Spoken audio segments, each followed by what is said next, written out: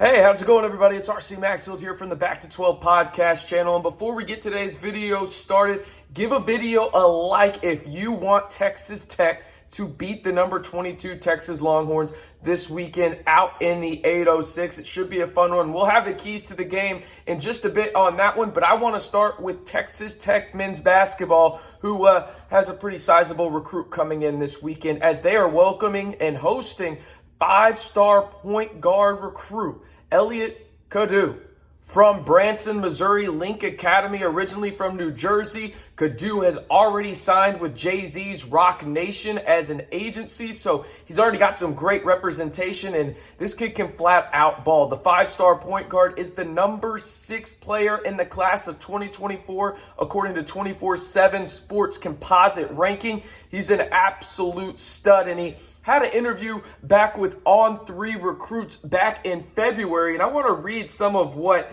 he had to say about Texas Tech because this is really interesting type stuff for a guy that's getting recruited by the likes of North Carolina. Baylor's also in the mix. Howard, a historically black college, right? So you think about this, and what kind of ties does he have to Texas Tech? Well, here's a pretty big one because he said this in the interview. Cadeau did grow up a fan of one school in particular, even calling it his dream school, Texas Tech. Cadeau grew up in New Jersey, 2,000 miles away from Lubbock. So what is it about the Red Raiders that stood out?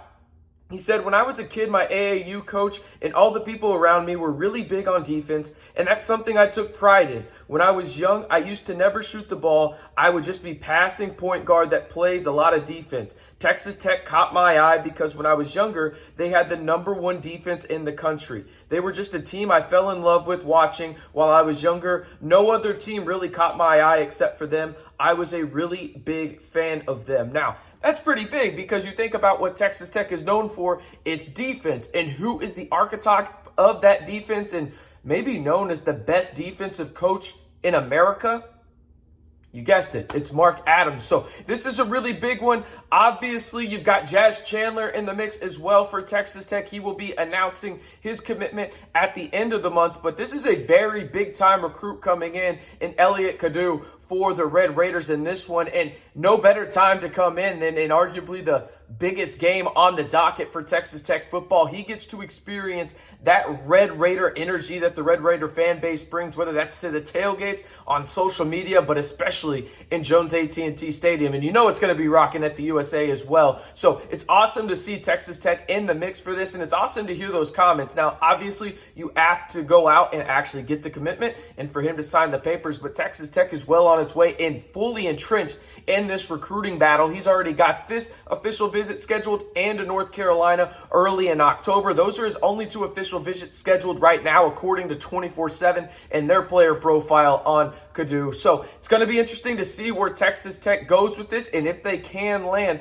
a 5-star top 10 point guard in the class of 2024. Let me know in the comments what you're looking forward to for Texas Tech men's basketball this year, and if you think that Texas Tech will land Elliott Cadeau in the recruiting process. Again, go show him some love on social media. I know that there's a bunch of edits out of him right now. He will officially be in the 806 on Friday. So that's big news for Texas Tech men's basketball. And one more thing, if you haven't already, 79%. We've got a little bit of better percentage on this now. 79% of y'all that watch these videos aren't subscribed.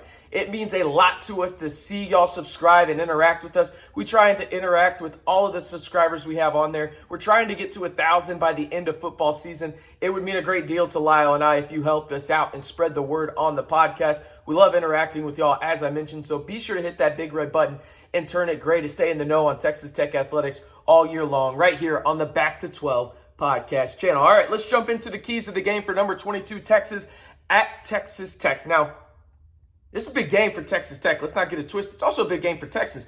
It's Texas' first road game of the year. They haven't been away from Austin yet. This is their first road trip into a hostile, sold-out environment in the 806. It will be a red out for the Red Raiders at this one, as the kickoff will happen at 2:30 p.m. Central Time on ESPN. Now, looking at the keys to the game, I have 3. We'll start out at number 1, and the Texas Tech defensive line has to get to Hudson Carr or Quinn Ewers. And yes, I did say Quinn Ewers because he is practicing this week. Now, it is not known if he will play in this one. Hudson Card is also battling through injury. Quinn Ewers has a shoulder injury, as we all saw him sustain that injury against Alabama. Hopefully getting a speedy recovery from him. He's already back at practice, so something's going right. And then you have Hudson Card, who has an ankle injury. You never want to see anybody injured, but Texas Tech has to capitalize on this, do the Red Raiders. And the way that they capitalize on this is getting to the quarterback. The Longhorns, on average, have allowed 2 sacks per game. And really, I think the blueprint for this is going to be showing a lot of stunts because the Longhorns' offensive line, we've heard about it all year long, they're kind of young. They have a bunch of new faces, kind of almost like the Texas Tech offensive line, where they're just trying to mesh together, and they've sustained, one big game against Alabama where they only had 3 sacks, 7 tackles for loss. Obviously, I only say only, but Texas Tech brings a lot of pressure too. Now, I'm not trying to compare the Alabama pass rush to Texas Tech or vice versa. That's not what I'm trying to say at all. But they are going to have to account for Tyree Wilson, who I think they're going to try and basically do exactly what Will Anderson Jr. did for the Alabama Crimson Tide. Now, Will Anderson Jr. is the best player in college football. Don't get it twisted. But Tyree Wilson may be the best pass rusher in the Big 12. In my opinion, he is. Okay? So you're going to see a lot of similarities in terms of what Texas Tech tries to do against Texas to what Will Anderson Jr. did against Texas. And I think if Tyree Wilson can get to the stat line that Will Anderson Jr. had against the Texas Longhorns, I think you're in good shape if you're the Red Raiders. That stat line was 5 tackles, 1 sack, and 2 tackles for loss. Now, if last week is any indication of what Tyree Wilson is capable of in the tackle department, well, that's something, as he had 11 against the NC State Wolfpack. So Texas Tech has to be better at getting to the quarterback a little bit more in this game, especially if the quarterbacks are maybe not injured, but they're hurting a little bit, whether that's Card with his ankle or Quinn Ewers with his shoulder. You have to get after the quarterback and make them uncomfortable and really put the Texas offensive line on their heels. All right, the next one. Speaking of Texas in that offense, you got to figure out a way to stop, let's face it, the best running back in college football, Bijan Robinson. He is an absolute stud. I mean, he can do anything on a football field, whether you want him to be a receiving back, a blocking back, running through the tackles, running on the outside. You have to figure out a way to stop him. And I think the way Texas Tech is going to do that, as I think they're going to get to the quarterback as well, is stunts. You see Tim DeRuyter, use stunts quite a bit to get to the quarterback. I think he's going to have to do the same thing against Robinson in the backfield just to confuse him in terms of maybe where the holes are in between the tackles, right? So when you look at what Texas Tech could do there, and in terms of who are the most important players when it comes to not stopping Robinson, because let's face it, that's not going to happen. You're just hoping to contain him, keep him to maybe 85 yards, right? That's what you're hoping for. It's going to be Kosi Eldridge, and it's going to be Krishan Merriweather. The linebackers are vital in this for Texas Tech. I think that those are the 2 biggest guys on the Texas Tech defense in terms of potentially, again, not stopping completely Robinson, but just containing him. That's going to be the big deal for Texas Tech, because if he gets big plays, this Texas offense is going to be explosive, not only in the run game, but in the pass game, because if he has explosive plays in the run game, that's going to bring Texas Tech defenders up, and Worthy and Wigington can beat you deep. It doesn't matter if it's Ewers or Card at the quarterback position, and we know Steve Sarkisian isn't afraid to throw it deep. Now, on the Texas Tech side, this is very obvious, but it has to be said, it's the turnover battle. You have to win it this week if you're the Red Raiders. The past 2 weeks against ranked opponents, you have lost. You obviously won 1 game against Houston at home, but you lost to NC State on the road where you had 4 turnovers. They had 1. Devin Leary showed you why quarterbacks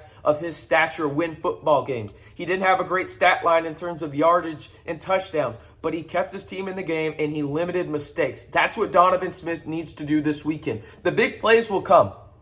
It'll happen, right? Whether that's from the running backs, wide receivers, or Donovan Smith himself. But you have to limit those mistakes. And Zach Kittley even mentioned that in his weekly presser leading up to this UT game. They have to get better at the interceptions, whether it's Smith or Morton, it doesn't matter. But in order for Texas Tech to win this football game and have a much better chance of doing so in terms of getting out with a W in their first Big 12 game of the year, Donovan Smith and the quarterbacks have to be precise and limit the turnovers, and Texas Tech has to win the turnover battle in general. I'm looking at you, defense. The defense has to create at least 2 turnovers in this one if they want to leave the 806 with a W to the Texas Tech Red Raiders to head to Manhattan next week to face off against the Wildcats in Deuce Vaughn. All right, let me know down in the comments your score predictions for this one. I'm looking forward to seeing this. Let me know who you've got in this one. The number 22 Texas Longhorns head out to the 806, which could be their last time to ever play Texas Tech at Jones AT&T Stadium, since they will be leaving